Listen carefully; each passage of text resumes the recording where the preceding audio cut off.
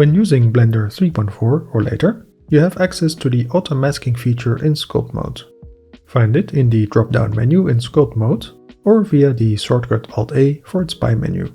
You can override this general setting for each brush under the advanced auto masking options.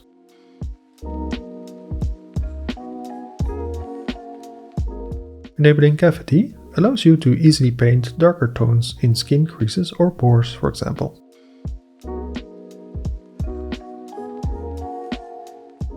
You can invert the effect by checking Cavity Inverted.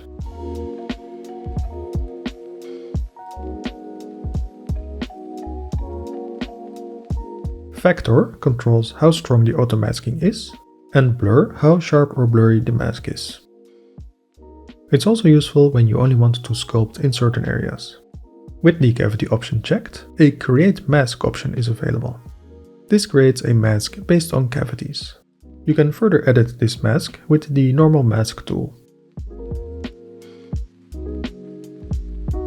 Use the Smooth or Sharpen mask options repeatedly to further adjust the mask as needed. One interesting use case of this is to bring out more details in 3D scans.